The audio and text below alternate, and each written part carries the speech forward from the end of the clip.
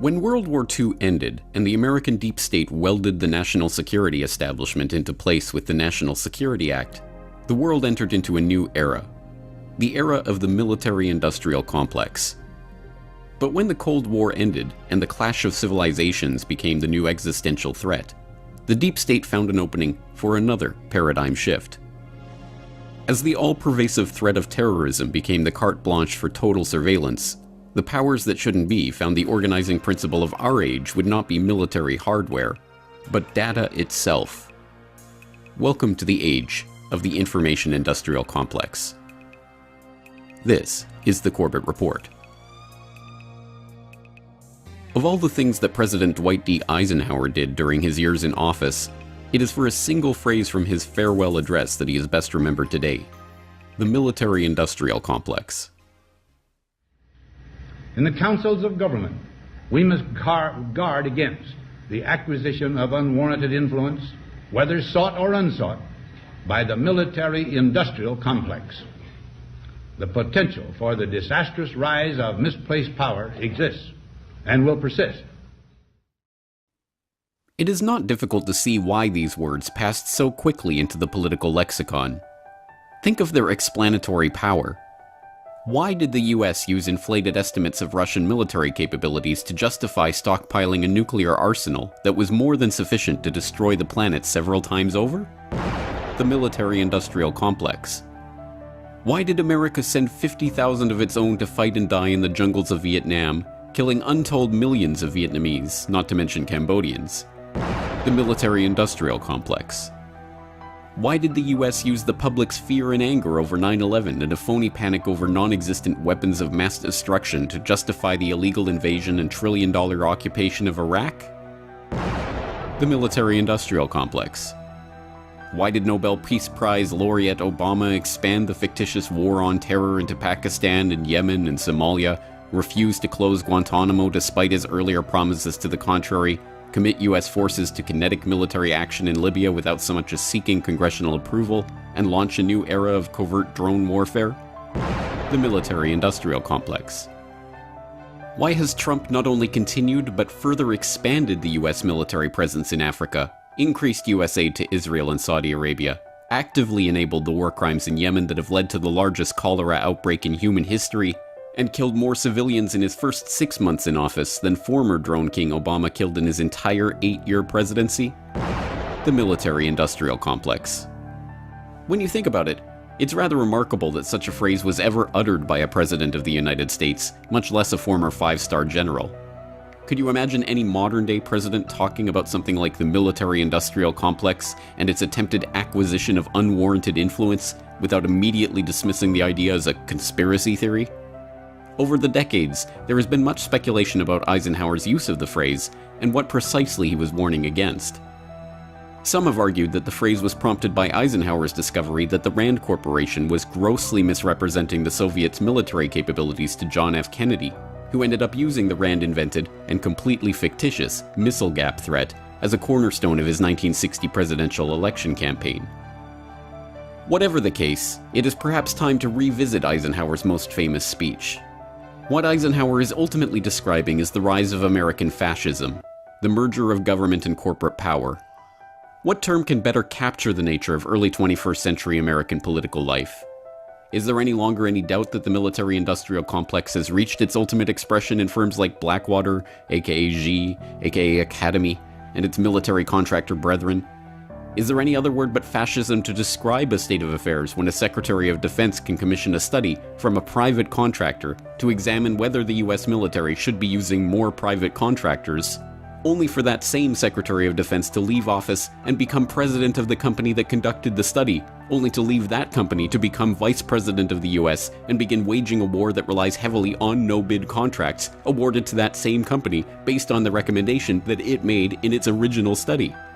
Yet this is precisely the case of Dick Cheney and Halliburton.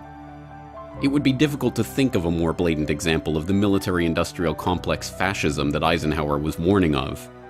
But as it turns out, there was another warning about fascism embedded in that farewell address that has received far less attention than the military-industrial complex formulation, perhaps because there is no catchphrase hook to describe it. Today, the solitary inventor, tinkering in his shop, has been overshadowed by task forces of scientists in laboratories and testing fields. In the same fashion, the free university, historically the fountainhead of free ideas and scientific discovery, has experienced a revolution in the conduct of research.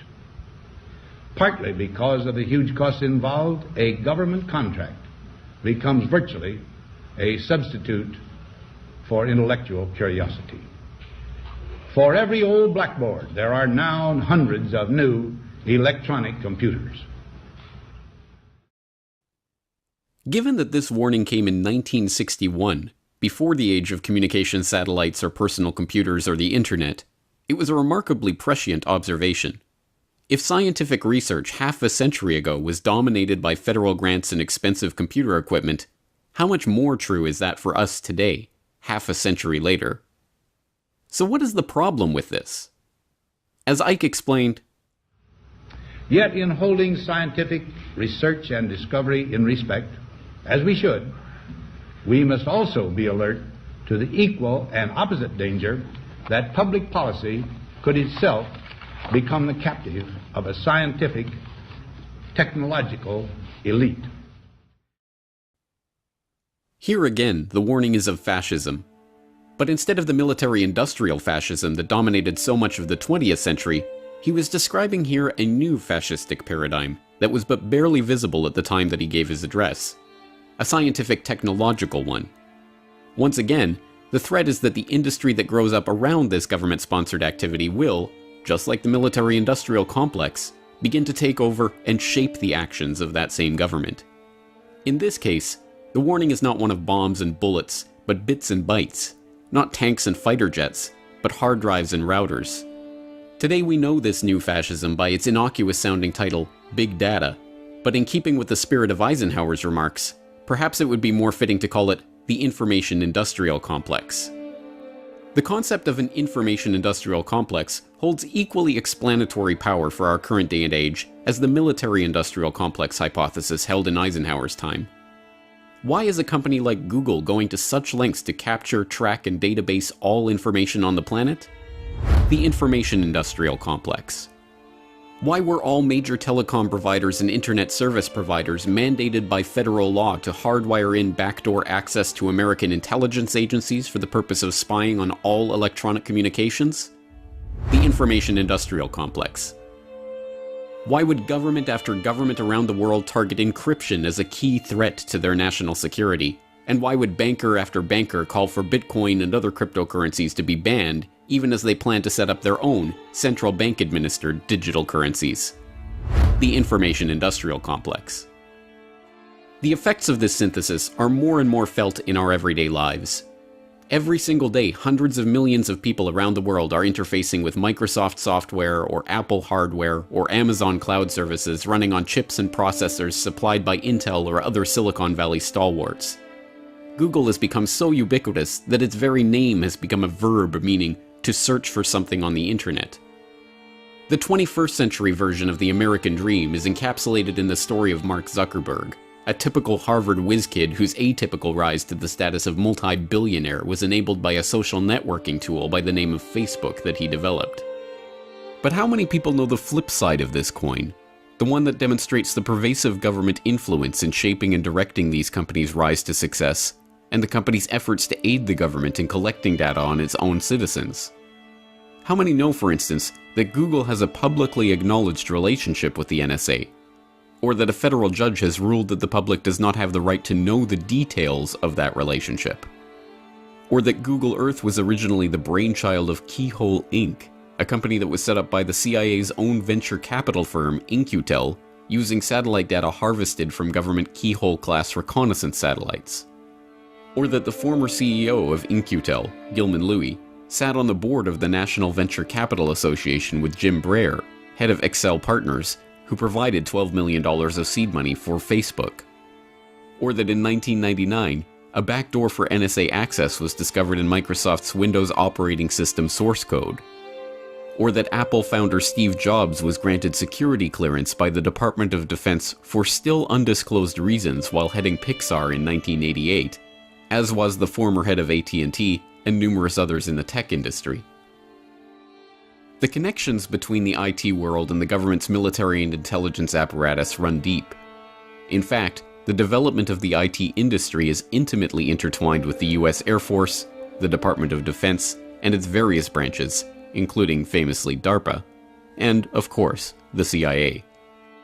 A cursory glance at the history of the rise of companies like MITRE Corporation, Oracle, and other household electronics and software firms should suffice to expose the extent of these relations and the existence of what we might dub an information industrial complex.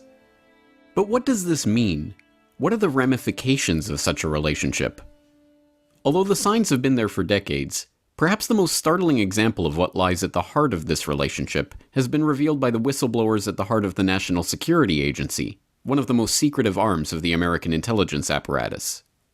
While Edward Snowden has received the most attention with his revelation of the PRISM program, much of the information about the NSA's ability to surveil all electronic communications has been revealed over the past decade by NSA whistleblowers like Russ Tice, William Binney, Thomas Drake, and J. Kirk Wiebe, third-party contractors like Snowden and AT&T whistleblower Mark Klein, and independent journalists like James Bamford.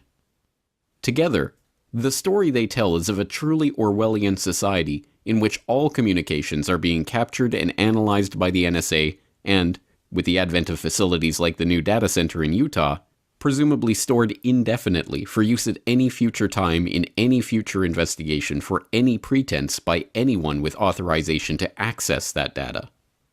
According to Snowden, this includes lowly third-party contractors like himself operating at NSA subcontractors like Booz Allen Hamilton in the vast and expanding private intelligence industry that has grown up around the information industrial complex in the exact same way as private military contractors like Blackwater formed around the military-industrial complex.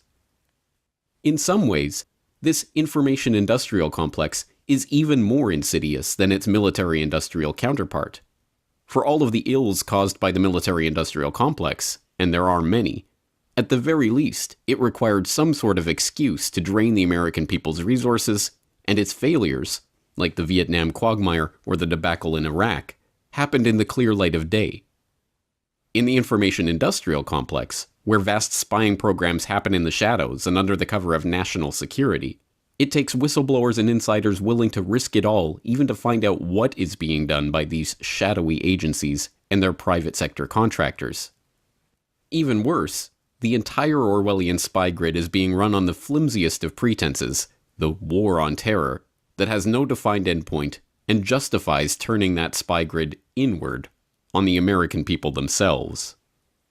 Surely Eisenhower never envisaged the monstrosity that this information-industrial complex has become, but the foresight he saw in identifying its early stages over half a century ago is remarkable. The problem is that we are even further away from heeding the warning that he delivered in that 1961 address than we were at that time. It is the task of statesmanship to mold, to balance, and to integrate these and other forces, new and old, within the principles of our democratic system, ever aiming toward the supreme goals of our free society.